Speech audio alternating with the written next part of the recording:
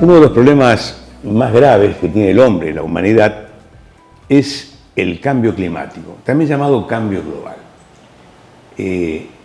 Esto es una cosa que la estamos viviendo y que la estamos percibiendo las personas en nuestra vida diaria. Las tormentas son cada vez mayores. En el caso de La Pampa, que es una zona donde los tornados no se conocían, hoy en día ha habido algunos tornados. La irregularidad de las lluvias. Antes estábamos acostumbrados que lloviera de determinada manera en cierto momento del año. Hoy en día las lluvias se han alterado. Tenemos muy irregulares, años muy llovedores, años muy poco llovedores. Siempre ha sido el clima de La Pampa un poco así, pero está exacerbado este problema con el cambio climático. O sea que eso es muy grave y afecta, por ejemplo, una cosa muy importante que son los ríos.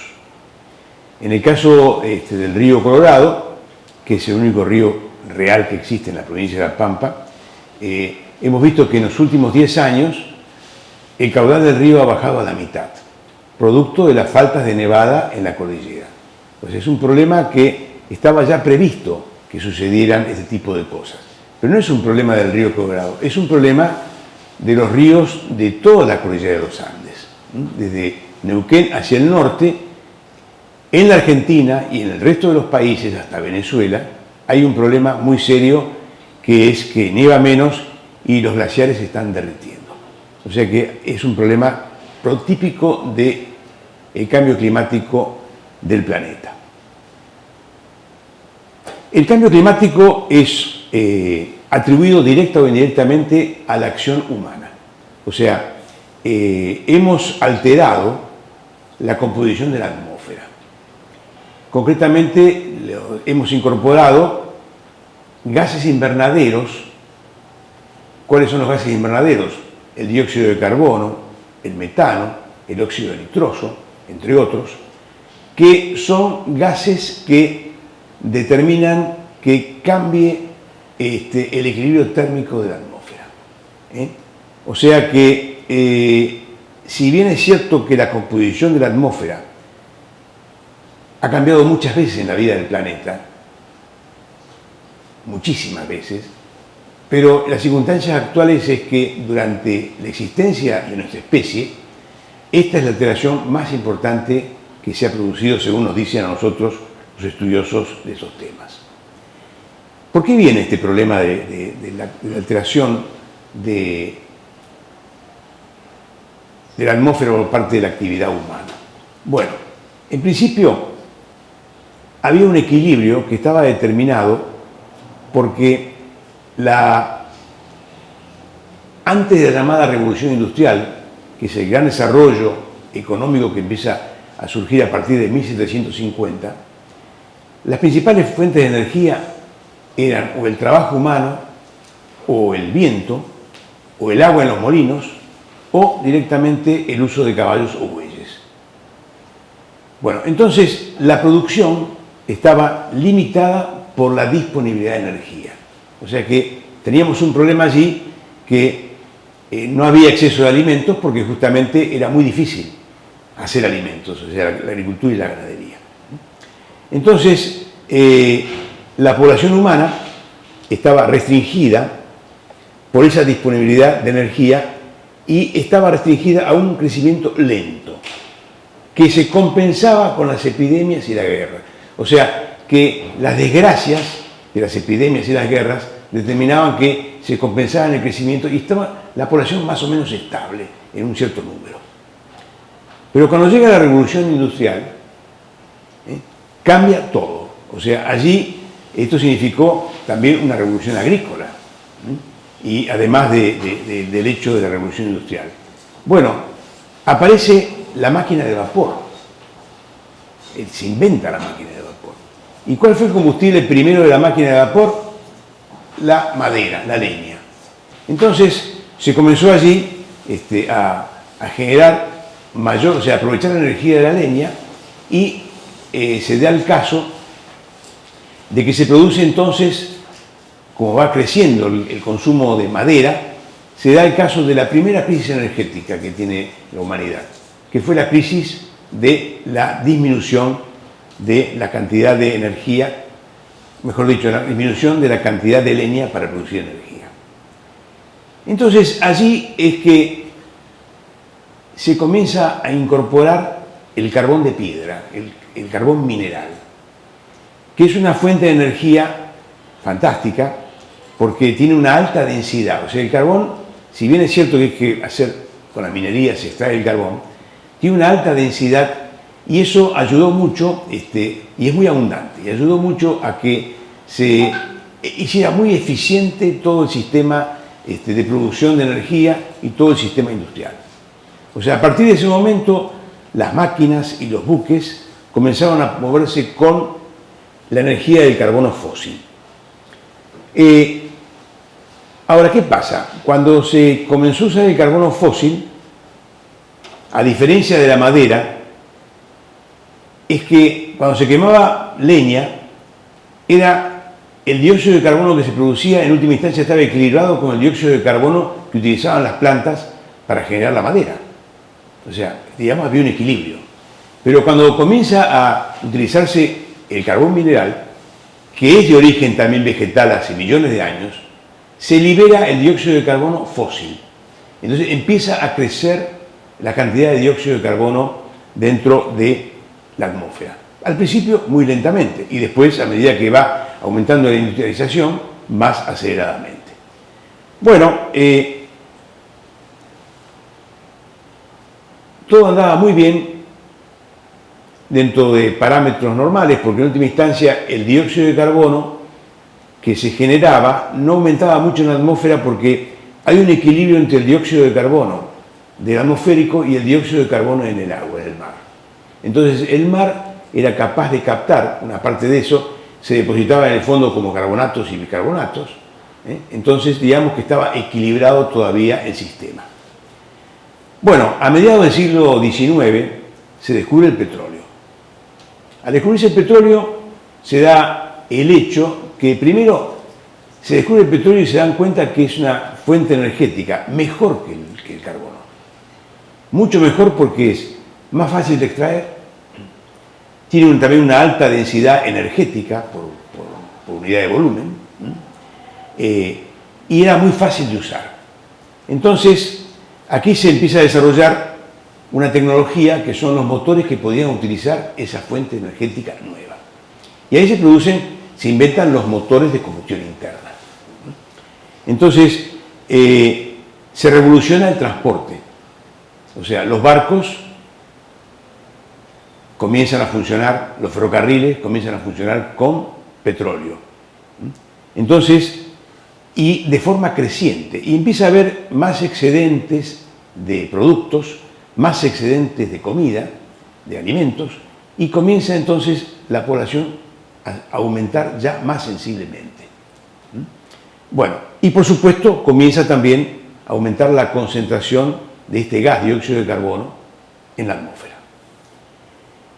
El dióxido de carbono, CO2, es el producto de la combustión. Cuando nosotros utilizamos un mechero en la cocina, estamos quemándolo y se produce dióxido de carbono y agua en la combustión completa.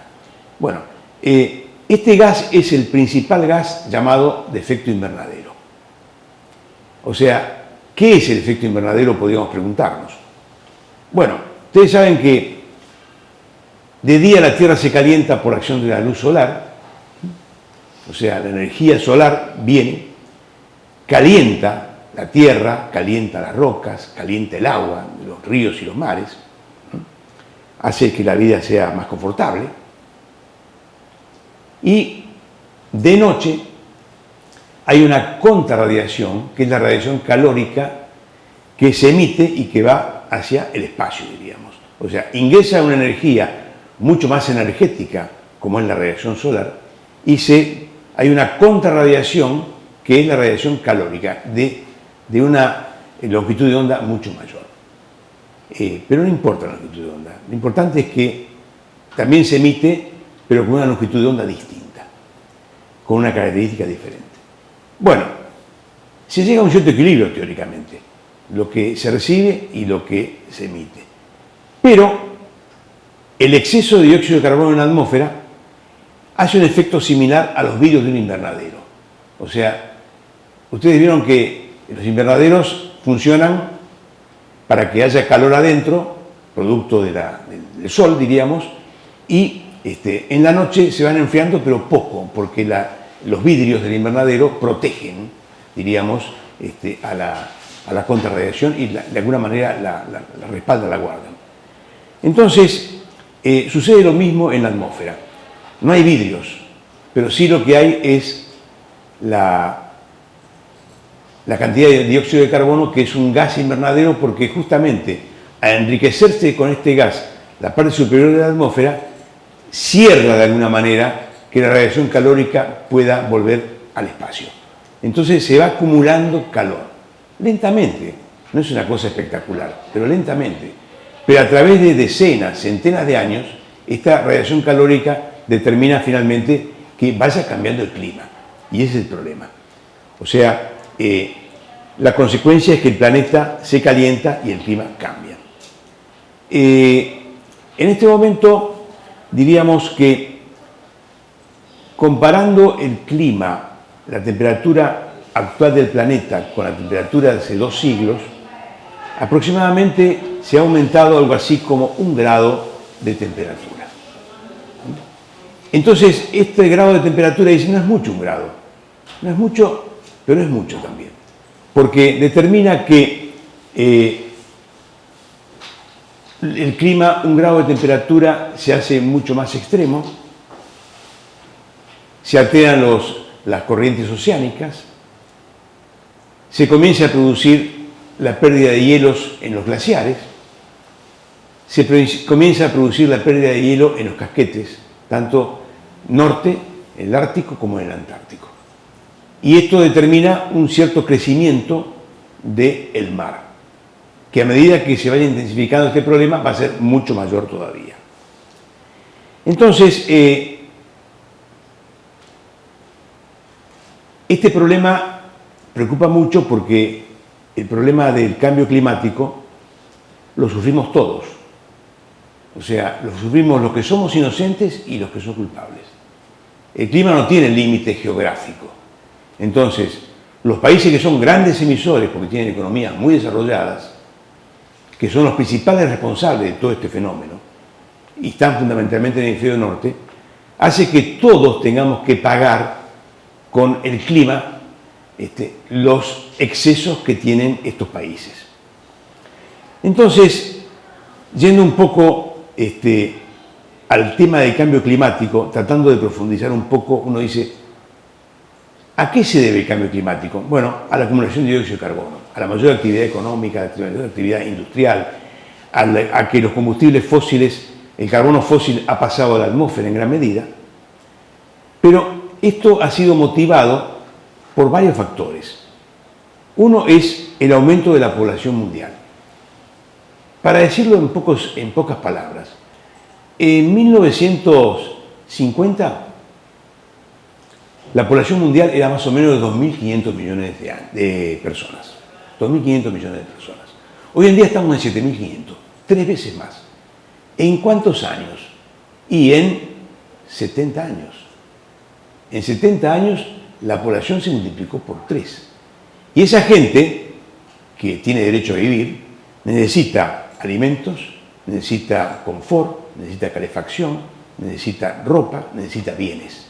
Entonces hay toda una industria que se ha generado para abastecer las necesidades humanas de esta enorme población que se acrecienta año tras año. O sea que el aumento de la población mundial es un problema muy importante. Además, otro problema muy importante es el derroche energético, porque no todos los humanos en la Tierra consumimos la misma cantidad de energía. En el primer mundo se consume mucho más energía que en nuestro país o en los países más pobres. Mucho más energía. Se consume 7, 8, 10 veces más.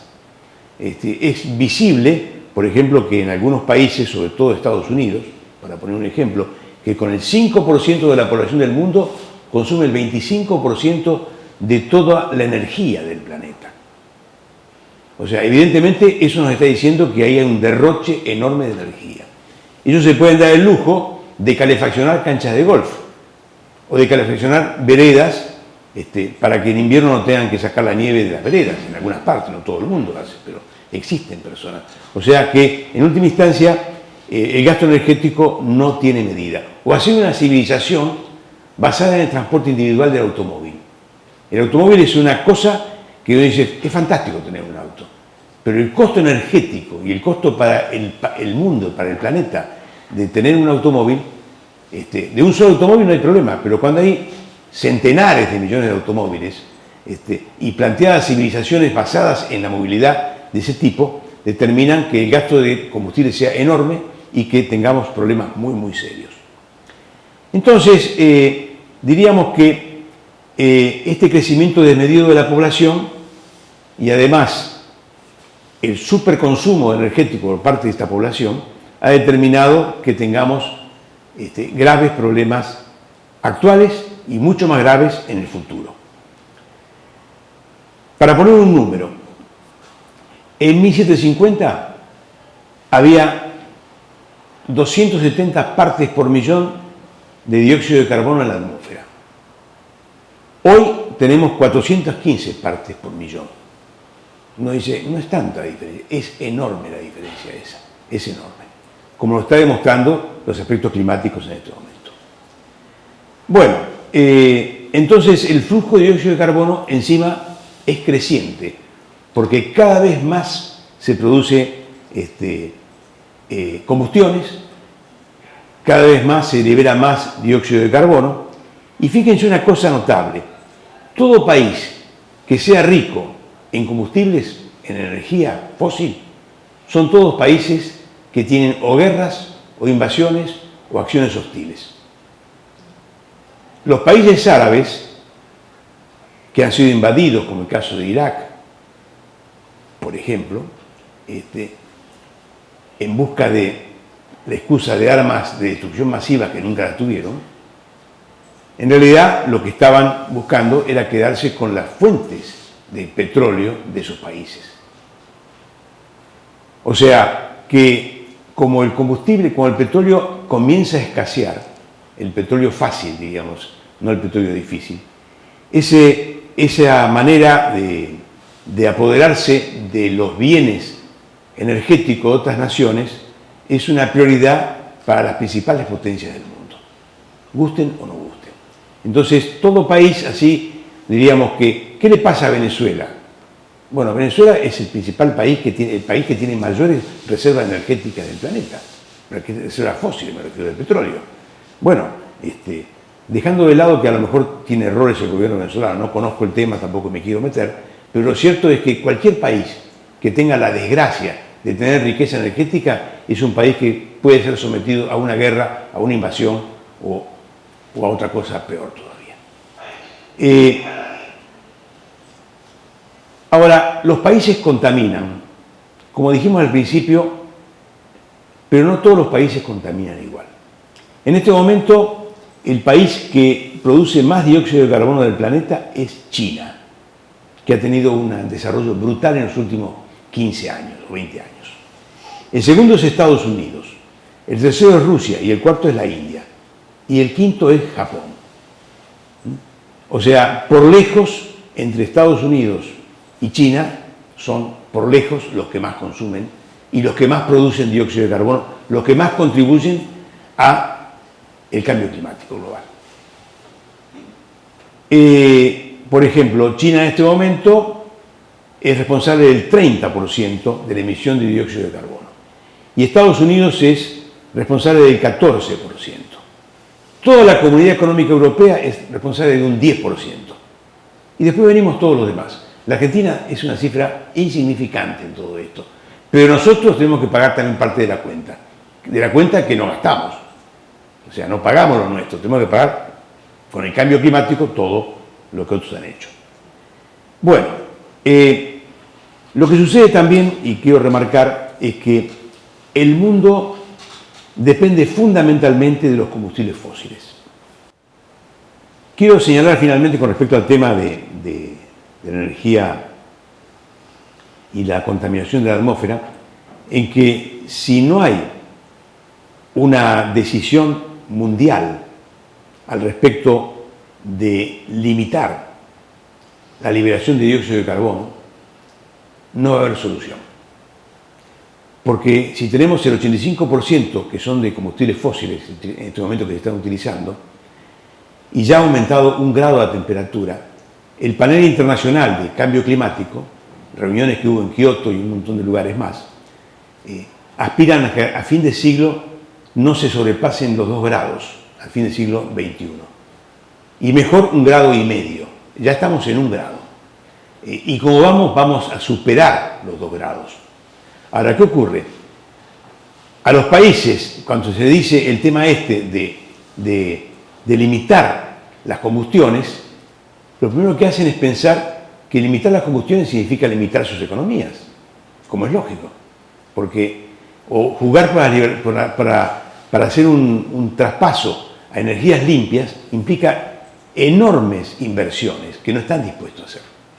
Entonces, diríamos que el Tratado de Kioto lo firmaron todos, pero hubo un país que después borró con el codo, o sea, dijo, no, yo me retiro del Tratado de Kioto, que fue Estados Unidos. Estados Unidos fue el país que decidió no refrendar su firma del Tratado de Kioto, que era el que establecía 1,5 grados para fines del siglo XXI. O sea, priorizando teóricamente los intereses de Estados Unidos. En realidad que yo quisiera saber qué va a pasar con todos los países cuando tengamos un clima mucho más extremo a fines del siglo XXI. O sea que con esto diríamos que he dado un panorama referente al tema de energía, cambio climático y dióxido de carbono. El otro tema que quería tratar hoy es el extractivismo, o sea, todo lo que sea extractivismo, ya sea minería como otros tipos de extractivismo que a veces uno no tiene muy en cuenta. El extractivismo, que es explotar los bienes naturales de la naturaleza, una palabra, en favor del hombre, de manera desmedida, es un problema realmente enormemente serio y ha ocasionado muchos daños de diversos tipos. El primer extractivismo es en la agricultura, aunque parezca mentira. El empobrecimiento de los suelos, como consecuencia de la agricultura intensiva, es extractivismo. Estamos extrayendo la riqueza de los suelos y para reponerla debemos recurrir a la minería que nos va a suministrar potasio, fósforo, etcétera, etcétera. Y otros elementos químicos más como nutrientes para las plantas. Diríamos que también el nitrógeno. También tenemos que recurrir. Y todas estas cosas cuestan mucha energía, mucho trabajo. Pero el extractivismo es controvertida porque de alguna manera es la intersección donde se encuentran el crecimiento económico y la protección ambiental. Ese límite tan delicado. Queremos crecer económicamente, pero también queremos proteger el ambiente. Entonces, el extractivismo de alguna manera está produciendo como una especie de conflicto entre ambos intereses. No son compatibles totalmente estos dos intereses. En nuestro país, la reforma de la Constitución estableció lo que se denomina dominio originario. El artículo 124 de la Constitución dice, establece que corresponde a las provincias el dominio originario de los recursos naturales existentes en su territorio. Debe interpretarse que el dominio de los recursos naturales corresponde a la nación o a las provincias, según el territorio en que los mismos se encuentren. Por eso es que en este momento las provincias que tengan petróleo es de ellos, no es del conjunto del país, es de ellos. Las provincias que tienen yacimientos mineros también es de la provincia esa y no es de todo el país. Creo que este es un problema muy severo, uno dice, el dominio originario en realidad de alguna manera limita la pertenencia del país, que es el Estado Nacional, sobre cosas que son fundamentales porque hacen al interés de todos los argentinos. Por ejemplo, Neuquén tiene mucho petróleo, pero ese petróleo es el petróleo de la Argentina, no solamente el petróleo de Neuquén. Tiene que ser manejado con un criterio nacional, porque es el petróleo que vamos a consumir todos los argentinos. Dependemos del petróleo neuquino también, todos. Entonces ahí hay un problema que tiene que ser, me parece a mí, repensado, porque es un exceso que se ha hecho con respecto al tema de dominio originario, que en realidad para favorecer a las provincias se está desfavoreciendo al conjunto del país. Entonces cada provincia con este criterio es libre de disponer de sus recursos naturales. Entonces pueden dar concesiones a empresas multinacionales. Entonces viene San Juan con la Barrick Gold, por ejemplo, le dio una concesión, y tiene la ley minera de San Juan, que la regalía minera que obtiene de esas minas es del 3% sobre el valor de mineral en boca de mina. O sea, muy pequeña, una pequeña porción de lo que gana la empresa transnacional realmente va a ser para los sanjuaninos. Y no va a ser nada prácticamente para los argentinos, para el resto de los argentinos. Bueno, con respecto al tema entonces, de extractivismo, tenemos varios ejemplos en la Argentina que son muy importantes. La Barrick Gold, en Veladero, en San Juan, que es el norte de San Juan, es una gran mina a cielo abierto que extrae oro y plata. Potasio del Colorado es una futura mina que va a extraer potasio en el sur de Mendoza con el límite de Neuquén y sobre el río Colorado, muy cerca, afecta a los intereses pampeanos. Bajo de la Lumbrera, en Catamarca, que ya es una que está prácticamente agotada, oro y cobre. Se ha mudado esa misma empresa a un lugar llamado Agua Poca, en Catamarca, 40 kilómetros, también para extraer oro y cobre. El litio, que el país es uno de los países más importantes del planeta en cuanto a cantidad de litio en sus salares, está en Jujuy, en Salta y Catamarca. Bueno, y la mina Aguilar, Jujuy, que creo que ya no está funcionando, era famosa porque era una gran fuente de plomo y de zinc. O sea, estoy diciendo algunos nombres nomás, pero hay mucho más minería en el país, muchísimo más minería. Ahora, ¿qué pasa con la minería?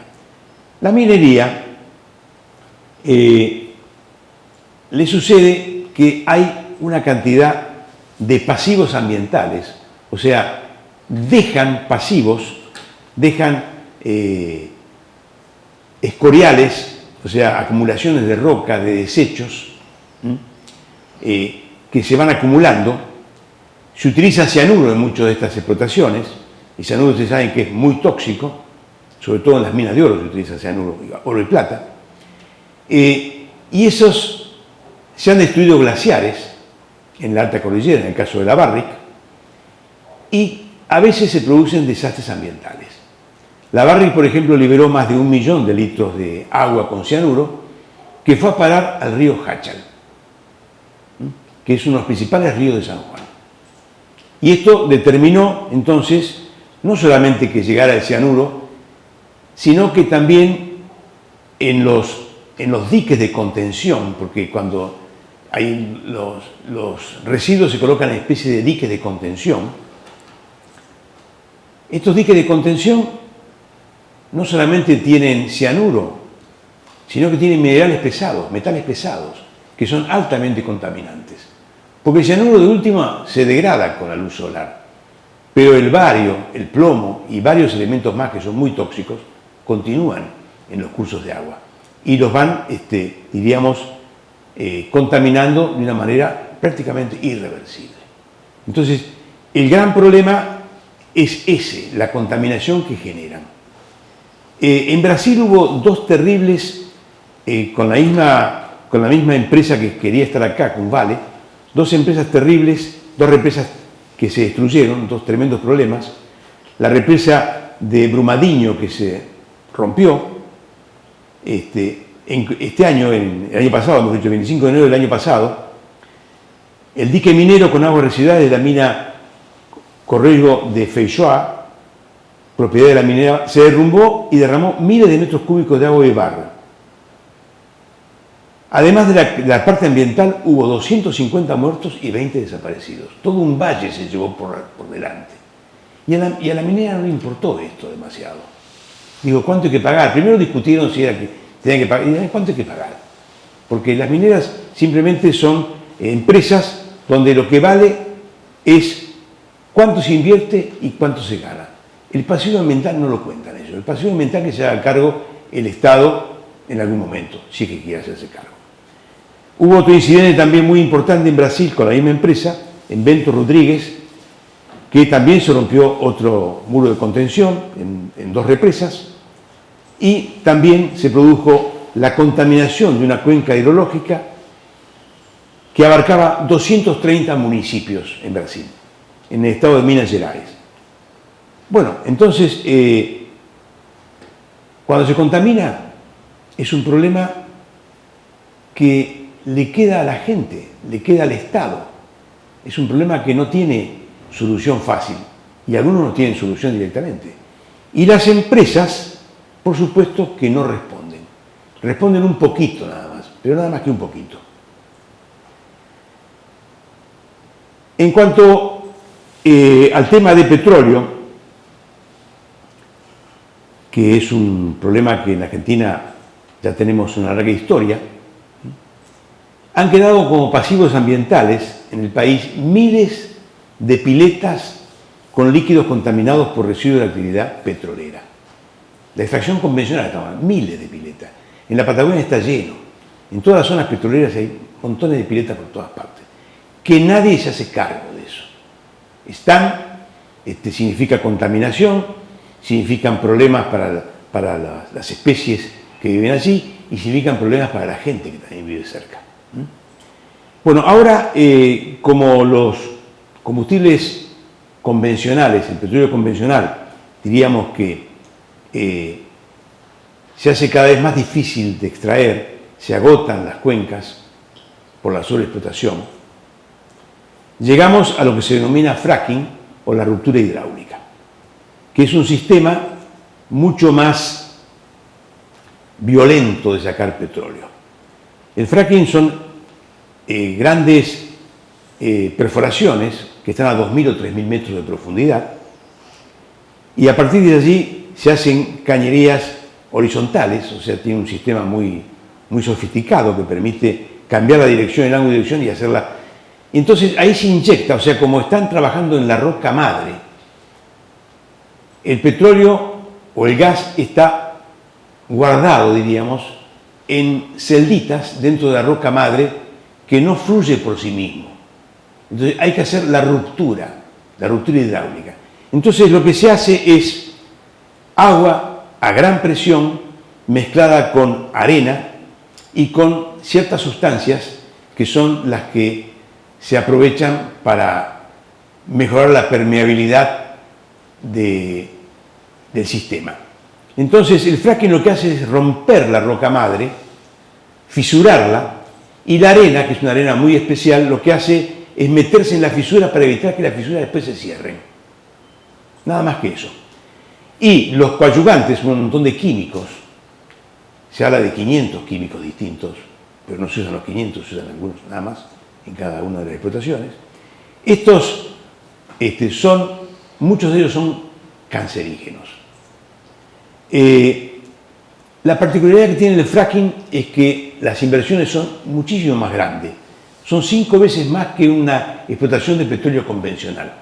Y además otra característica que tiene es que mete un pozo petrolero, a lo mejor dura 30 o 40 años. Un pozo de fracking dura 5 años, 4 o 5 años. Después hay que hacer otro pozo, y otro pozo, y otro pozo. Se van llenando de pozos de fracking, y el fracking además consume muchísima agua.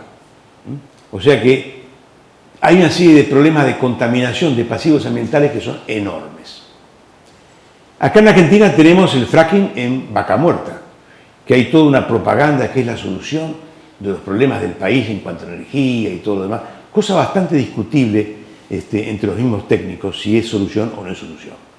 En Mendoza, a orillas del río Atuel y el Río Grande ya tienen fracking. Ya están haciendo ruptura hidráulica porque la formación Vaca Muerta ingresa en Mendoza, no ingresa a La Pampa, ingresa en Mendoza.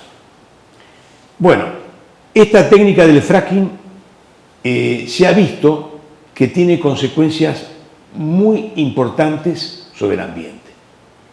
Por ejemplo, primero, en donde hay fracking, aumentan las enfermedades respiratorias, aumentan los cánceres, las enfermedades de cáncer, aumentan las enfermedades de la piel, justamente por los subproductos que se utilizan para mejorar el fracking. Hay muchas veces contaminación de acuíferos que usa la gente. O sea, contaminación de acuíferos es otro aspecto de la cuestión. Contaminación atmosférica. Y producen microsismos. Microsismos, o sea, ha habido sismos de categoría 3 y hasta 4 en algunas partes de Estados Unidos, donde hay mucho fracking. Y en Vaca Muerta, cuando fue por este tema de la pandemia, que se paró todo, dejó de haber microsismos. Y cuando reanudaron ahora, volvió a haber. O sea que realmente, si falta una comprobación de cómo incide el fracking sobre la sismicidad, está totalmente comprobado. O sea, el hecho de que hagan esas rupturas hidráulicas tan violentas determinan que los estratos y las placas tectónicas tengan cierto movimiento, y eso determina una sismicidad que no es catastrófica, pero una sismicidad importante. Bueno, y esto está debido a la inyección profunda de fluidos relacionados siempre con el fracking. Entonces, hay muchos elementos para poner bajo sospecha el fracking. Y hay países que directamente lo han prohibido. En Europa está prohibido hacer fracking, en casi todos los países. Se tienen muchas sospechas sobre esta explotación. Yo con esto quiero decirle por último que los problemas ambientales son causados fundamentalmente por la acción humana. Como decíamos al principio, la quema de combustibles fósiles, la explotación petrolera, ahora el fracking, eso está determinando que el clima esté cambiando. Los retrocesos de glaciares, el desprendimiento de témpanos de la Antártida es una cosa realmente enormemente llamativo, el crecimiento del mar como consecuencia de estos problemas, y se espera que, por ejemplo, en el caso del mar, que prácticamente en este siglo XXI al menos el nivel del mar crezca 1 metro. Uno dice 1 metro es poco, pero 1 metro significaría la destrucción de muchas ciudades del planeta, y en países que están en islas, que están muy a la superficie del mar, directamente desaparecerían como estados. O sea que realmente la acción humana en ese sentido ha sido muy grave para alterar los equilibrios ambientales y para dañar de alguna manera no solamente el planeta, sino también a la humanidad.